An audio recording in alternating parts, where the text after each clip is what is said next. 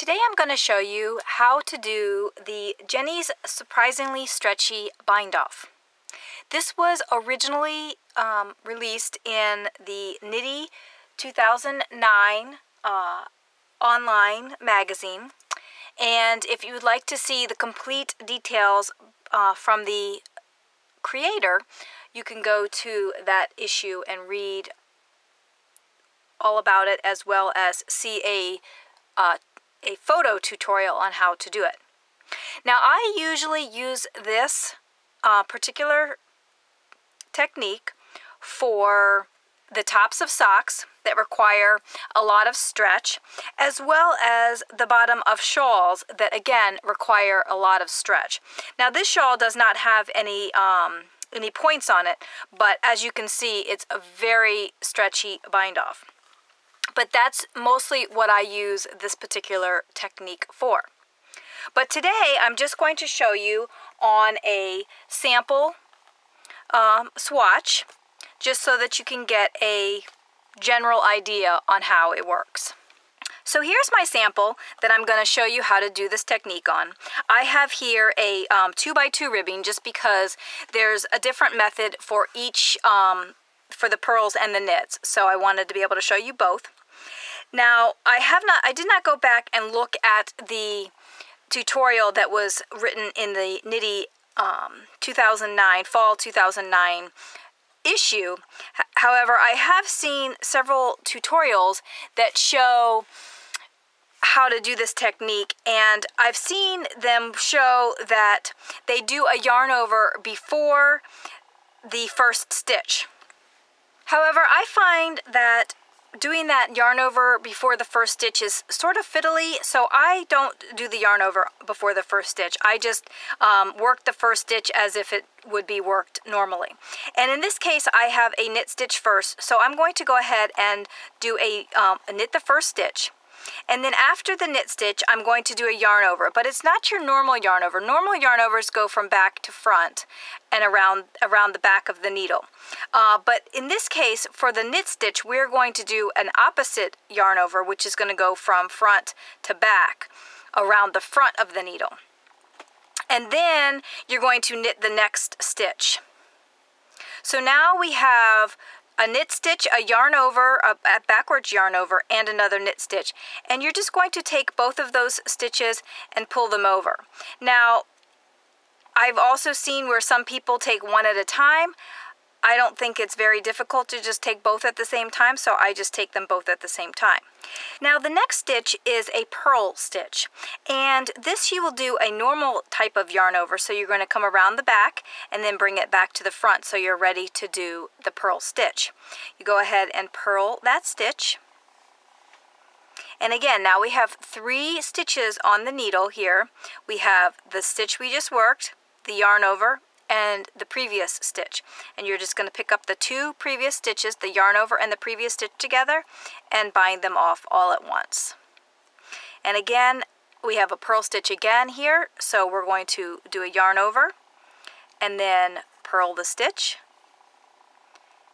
and then bind off the 2 stitches again. It is that simple. And then we're at a knit stitch again, so before the knit stitch, you're going to do a reverse yarn over, knit the stitch,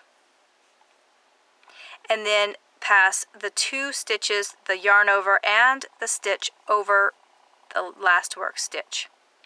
Again, a reverse yarn over, so we're going around the front of the stitch, or front of the needle. We're going to knit and then pass the 2 stitches over. Here we are with a purl stitch again, so we're going to do a yarn over, wrap it all the way around, get ready for the next stitch, the purl the stitch, and then pass those stitches over. Again, yarn over, purl, and pass the stitches over. And you can see already how wiggly this is because of how stretchy this bind off is. Again, we're at a knit stitch here, and I'll do a reverse yarn over, knit the stitch, and pass both stitches over.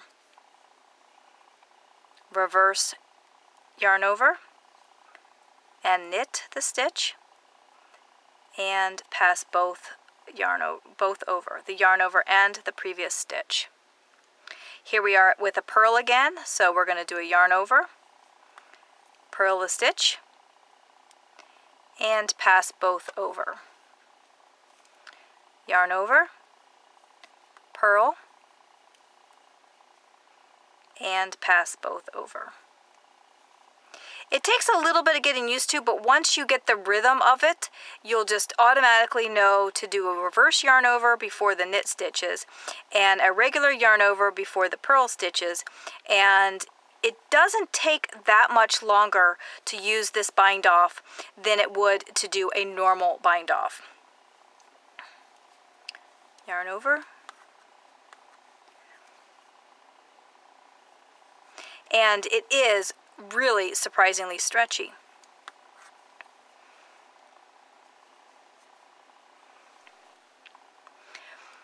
This bind off does use a lot more yarn than a normal bind off does, because you are adding that extra yarn over before the stitches. So if you're using this bind off method, then you want to account for some extra yardage. Don't allow your yarn to run out so much as you normally would. Like if you're trying to use up as much yarn as possible, save at least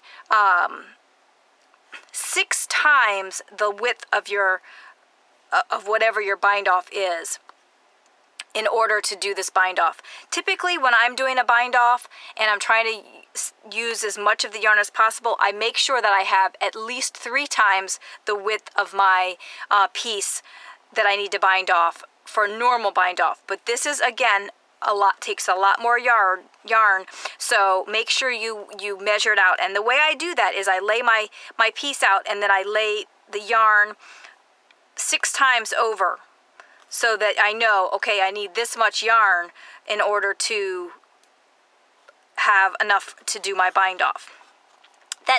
That usually works. I'm not sure that it works in every situation, but every time I have used that technique where I just lay the yarn over and do 3 or 6 times the width of the piece, I always have enough yarn left over. So it's just a little trick that I've learned. And again, on a purl, you're just going to do a regular yarn over, purl the stitch, and one more,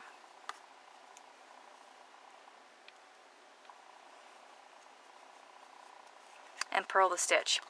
And just like with any other bind off, I like to break my yarn, and then I draw my my tail through the hole. I know there's different ways of doing it, but that's just the way I like to do it. And you see how stretchy that is. That is really stretchy. It's going to go as far as I need it to go. So that is the Jeny's Surprisingly Stretchy Bind Off by Jeny Stamen. And again, you can find all of that information about the technique in the fall 2009 issue of the online Knitty magazine. Thanks so much for watching.